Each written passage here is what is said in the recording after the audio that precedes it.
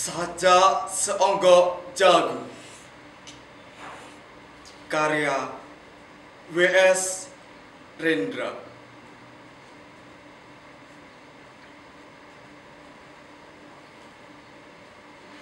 Seonggok jagung di kamar dan seorang pemuda yang kurang sekolah. Memandang jagung itu, sang pemuda melihat ladang. Ia melihat petani. Ia melihat panen. Dan suatu hari subuh, para wanita dengan gendongan pergi ke pasar. Dan ia juga melihat suatu pagi hari di dekat sumur, gadis-gadis bercanda sambil menumbuk jagung menjadi maizena.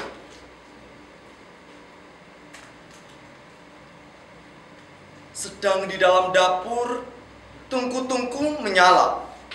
Di dalam udara murni tercium kue jagung.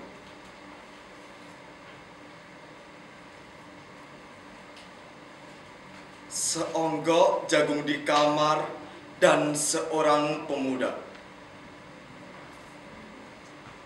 Ia siap menggarap jagung. Ia melihat kemungkinan otak dan tangan siap bekerja.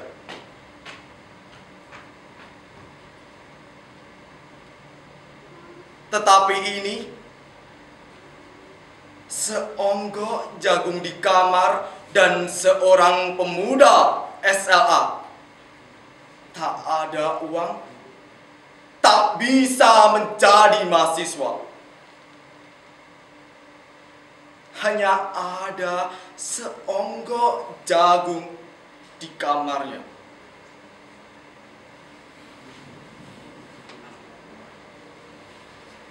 Ia memandang jagung itu dan ia melihat dirinya terlunta-lunta.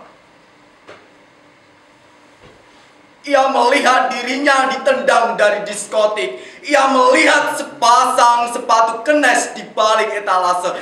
Ia melihat saingannya naik sepeda motor. Ia melihat nomor-nomor lotre. Ia melihat dirinya sendiri miskin dan gagal. Seonggok jagung di kamar tidak menyangkut pada akal, tidak akan menolongnya.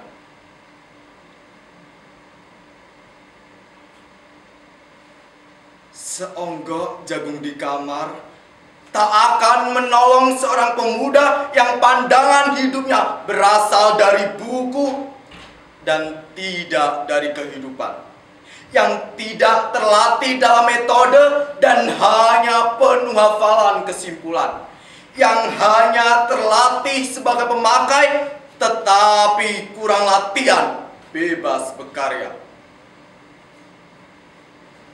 Pendidikan telah memisahkannya dari kehidupan.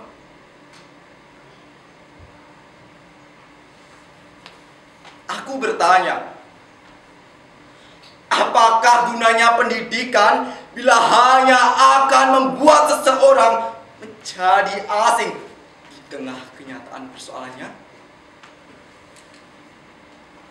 Apakah gunanya pendidikan bila hanya mendorong seseorang menjadi layang-layang di ibu kota, kikuk pulang ke daerahnya? Apakah gunanya seseorang belajar filsafat, sastra, teknologi, ilmu kedokteran atau apa saja bila pada akhirnya ketika ia pulang ke daerahnya lalu berkata, di sini Aku merasa asing dan sepi.